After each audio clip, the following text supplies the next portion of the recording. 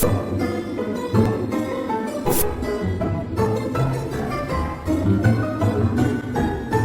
everyone, it's me, Moody Boo, the Fragrant Nomad, and I'm back with another You Picked in the voting.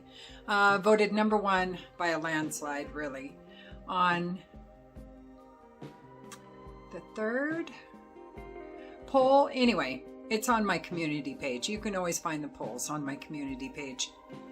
Anyway, this is one you'll have to excuse my red eye. I just had to try to get something. I think I have a hair in there or something that's bothering me. Anywho, who cares? This one is one that you guys picked, and oh, it's a recent discovery. This whole house is a recent discovery. I was just doing my Fragrantica surfing, and they were talking about this house, and it was a US house, so I thought, well, I gotta check it out. And they don't really have sample sets. They have large decants or travel size or smaller size. Let me show you. So I got 2 sample sets with 3 of these in each one, and I think, oh, there's a hair. I think these are like 10 mLs. Problem was, in the discovery sets, they were out of Plum and Cognac. I couldn't get it with my first discovery set. The only way I could get it is if I ordered Plum and Cognac and the candle set that they had. So I did that because I really wanted to try Plum and Cognac. So that's where this came from. It came with a candle. Really good prices though on these, and the set with the candle and blah, blah, blah. So I now have tried 7 of the different scents from Scents of Wood. And I'm going to be getting Bread and Chestnut. That's going to be my next purchase here in the very near future because I love it. Love, love, love it. But Plum and Cognac, I had to get a full bottle. And when I first got this, they were out of it. It was out of stock in the full bottles as well. So I had to wait like, I don't know, a few weeks, and went back and I saw it was back in stock, and I was like, bye. One of the cool things about this house is you kind of get to pick what your bottle looks like, which I'm really loving with the new Guerlains. I'm probably going to get, I know, squirrel, but I mentioned Guerlain, so I have to say I'm probably going to get Cherry Oud and the Oud Mood? Oud Pure? Oud. I don't remember what it was, but the note sounded divine to me. So there's 2 of them I want to get. And I think, and it's really cool because you get to choose the design of the bottle with Guerlain. And you kind of get to do that. Not as detailed as Guerlain's, but you do get a few options when picking out a full bottle of Scents of Wood. And this is Plum and Cognac, of course. So the options are, you can get either this kind of cream colored bottle, brown bottle, or a charcoal bottle. And I ordered the brown bottle, and then you can choose a top, either a gold top or a black top. And I wanted the black top. So, but this doesn't look as brown as it looked in the pictures. This one almost looks like it's the charcoal bottle, but I took it outside and there's a hint of brown in it. So it must be the brown bottle, but in the picture it's more of a coffee kind of brown. And this is not. This is like dark ground roast kind of brown. Not that real pretty kind of chocolatey coffee kind of color that I thought it was, which is fine. It's really not that big of a deal. I'm just saying, I would have liked the bottle a little browner. Before I go into the scent, the price, it is spendy. It's like, I want to say $2.40 for a full bottle. And it only comes in the travel sizes and this size, as far as I know. Wonderful house though. Out of the 7 fragrances that I've tried from the house, none of them I've disliked. And as you can probably already tell that there's a wood theme there. You know, it's Scents of Wood. So all of them have some kind of wood base, whether that be bread and chestnut. There's one that's like orange and oud or something like that. I don't remember. All of them. There's a lot of different combinations of wood and different notes that complement the wood. But it's all about the wood. It really is. So, and Plum and Cognac is a little different to me than some of the other ones, other than bread and chestnut. They are super wood based. Really, really wood-based. This one, though, is a little different. I'm going to spray some more on. I just sprayed some, but I'm spraying some more on because I love this stuff.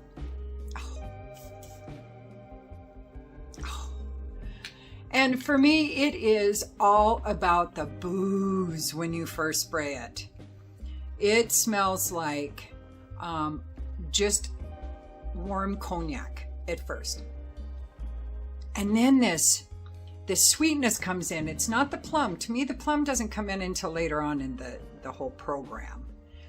But it is all about this very luxurious, very top shelf, high-end kind of cognac smell. It's beautiful. A hint of sweet to it, but not too much. Just a hint. The woods are lightly in the background. It's like you're in a wooden bar. You're sitting at a wooden bar, but you're drinking cognac. A warm cognac sitting at that bar. So there's just whispers of wood in the background. It's mostly about you tipping the glass and being able to smell that wonderful cognac before you take a sip. Or you shoot it, I don't know.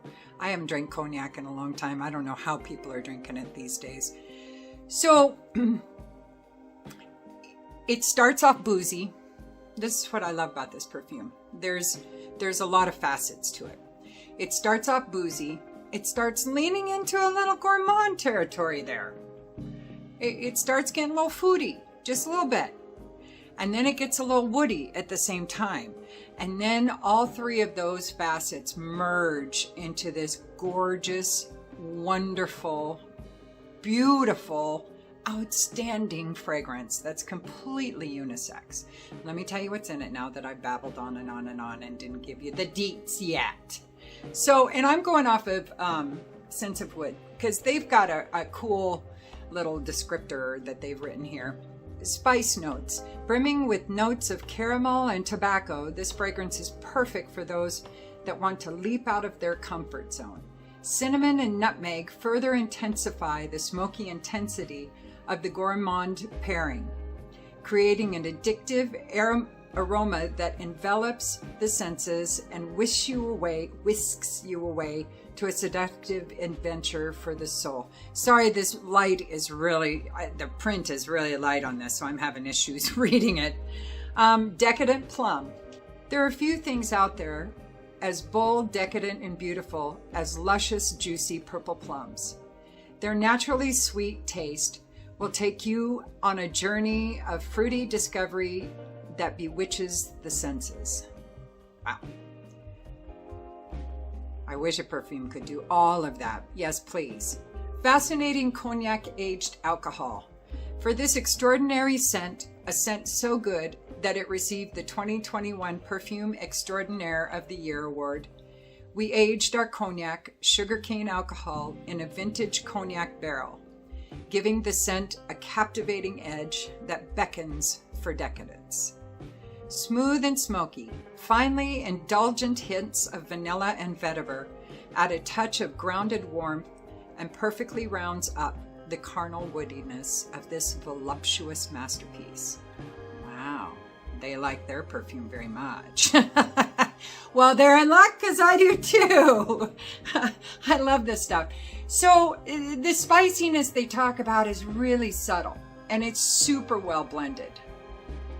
So it isn't a heavy player in my opinion. The tobacco, yes. The plum, yes. The cognac, absolutely. And any woody facets that are in there. So that combination, and I don't think it's just plum, the fruit. It smells like there's some of the wood in there too. Like it's the whole plum tree, except for the plums are almost split open on the tree or something so that you're smelling more of the plum, but you get some woods in this more than just the vetiver, and you definitely get that tobacco. Gorgeous, gorgeous tobacco aroma. But the tobacco just adds this kind of dry, woody, kind of aromatic earthiness. If that makes sense. to the aroma, so that the plum and the cognac and some of those other facets that give it that real gourmandy and boozy kind of a kick, so they're pulled back a little bit. It never goes full.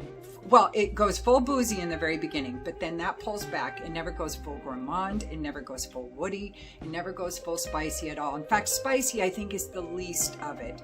Because again, those spices are so well blended with the other notes that they're just really a complement to the rest of the notes. They're not a star player. Oh, it's so smooth. It's sweet, but not too sweet. It's woody. It's boozy, it's a little fruity, it is first class. Now this is a very formal, I think, perfume. That you could absolutely go out and have good time with your friends, out clubbing or whatever it is that people do in big groups nowadays. Absolutely. But it's not a beastly kind of perfume. It's too formal for that. The edges are way too smooth. When I wanted to go clubbing, I always wore some of my heavy punchers with bite to them. You know, they were, a lot of times they were beast modes. Nothing too subtle or too classy, because that would get drowned out by the other fragrances that people are wearing. So I wouldn't wear it clubbing unless it's like a whiskey bar or piano bar or something like that you're sitting at with a bunch of friends. Then that might be different. This is more formal settings. I could see somebody wearing this to a wedding. I could see somebody wearing this to any nighttime event, formal nighttime, absolutely in flagrante delicto sessions, because my husband loves this. So it's already scored points in that category.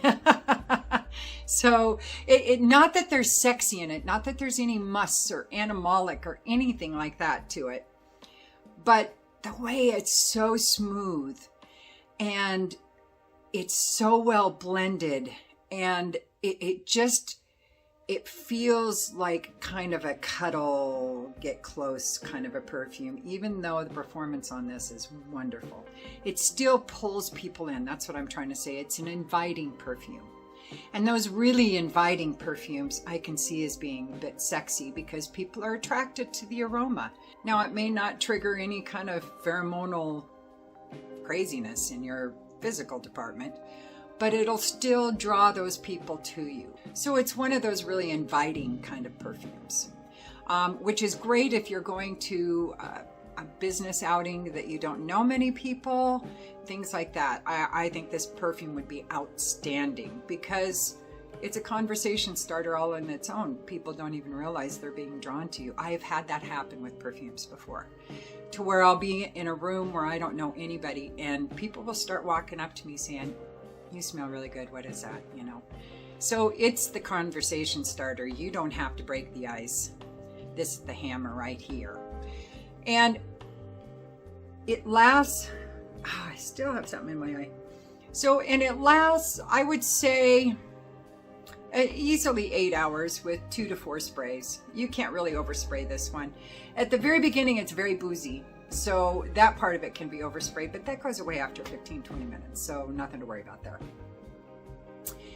8 hours, projects every bit of arm's length with 2 to 4 sprays. It doesn't really go past that. I don't sense that my bubble is much further out than my arm length. Sillage, I absolutely leave a sillage. Parts of it do break off when I leave a room, because I collect them again once I walk back in. I'm like, holy crap, I forgot I was wearing this for a second. Now I remember. And it's wonderful, wonderful, wonderful. Very unisex, like I said. I feel like, since this is such a nighttime perfume, you could wear it during the day. Don't get me wrong, you could. It just feels too classy, almost too formal for daytime. But you could do whatever you want. This is one of those, though, since you do wear it at night, you could almost get away with it year round. I don't see any reason why you couldn't. I've been wearing that decant in, you know, like I've said before, the devil's balls kind of heat that we had here. No issue. It bloomed a little bit, but just made it better. It's like my scent bubble seemed to sprout a little more outwards from me in the heat. Granted, I was only in the heat less than 5 minutes normally, but I noticed. And so it might get a little lost because it is so smooth and so formal. It might get a little lost with other winter scents, fall and winter scents, but it's totally appropriate for that as well. There is a hint of powdery to it, and I think it's a little bit of the tobacco and some of the spices and maybe the vetiver, I don't know. But there is this hint of powdery to it. So you would have to be careful on what settings that you wore it in. Some people just don't like powdery perfumes. It's kind of moist at the beginning when it's super boozy, but it's a dry cognac. It's like a warm, dry cognac. So this is never a very juicy kind of a perfume, even though it's got juicy plums in there. It's not a juicy perfume. It's got dryness to it and a hint of powdery, which some people, including myself, interpret a little more feminine, but because it's balanced with all that tobacco and the boozy and the woods, the vetiver and stuff, I think it's completely unisex. Is it worth it? Absolutely. For me, it's completely worth it. I love this perfume and my husband loves it too, so that's a double bonus for me.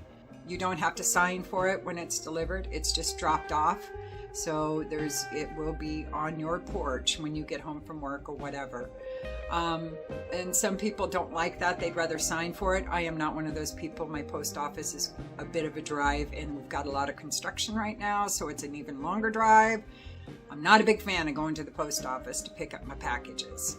And I go to work before they start delivering and I come home after they stop. So it's like, yeah, there's no real time that I can get a package and it, me not have to go to the post office to get it. So just wanted you to know, you don't have to sign for this one. It's not the most unique perfume in my collection, but the proper proportions of the right notes in the right concentrations, I just am wackadoo over this perfume, and I'm wackadoo over the house. In fact, the owner of the one who started it, I can't remember his name, he even texted me and said, "Hey, saw that you got it delivered. What do you think?" And I was like, "Are you kidding? Love it, and I'll be back for bread and chestnut here in the near future, so well done." So very cool, neat house. Love this house. Love this house. There's a couple others that I may be getting as well. So, but bread and chestnut, that's my next. Absolutely. All right, well, that's about it. I think I hit everything.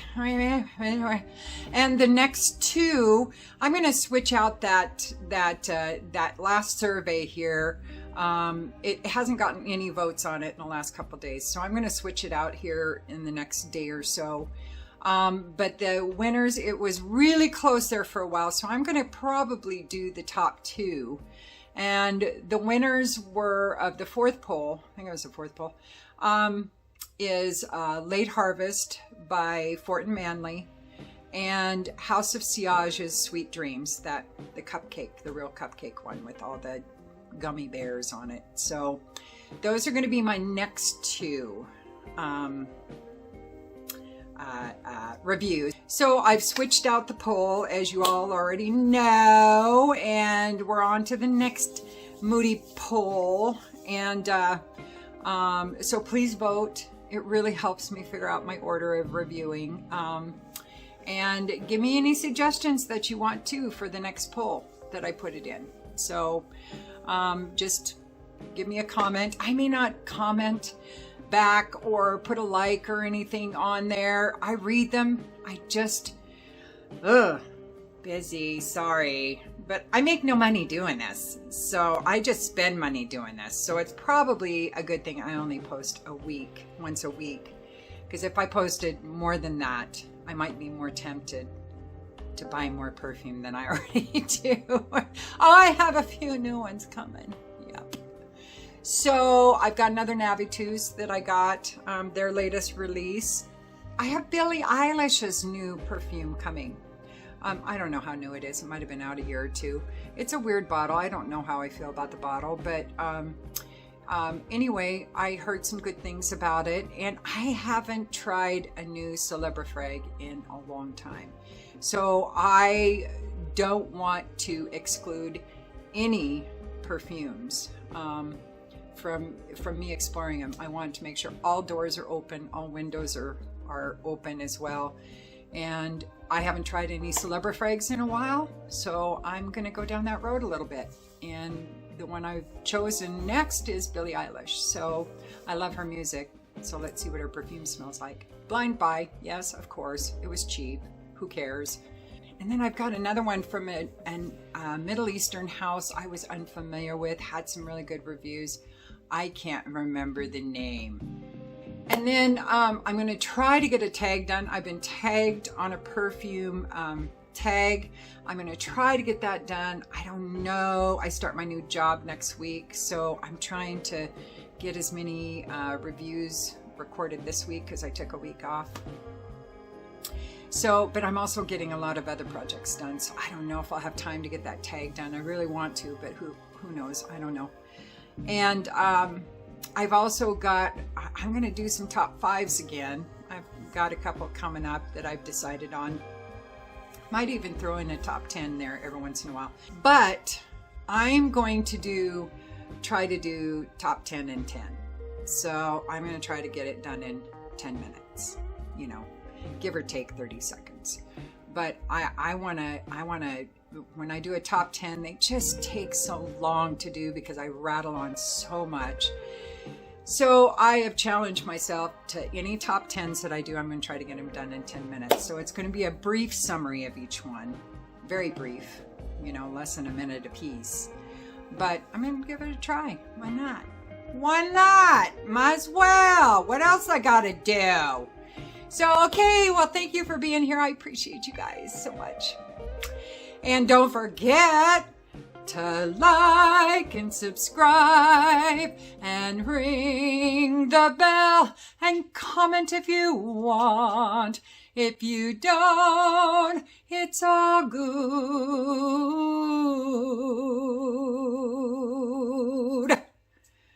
I still love you.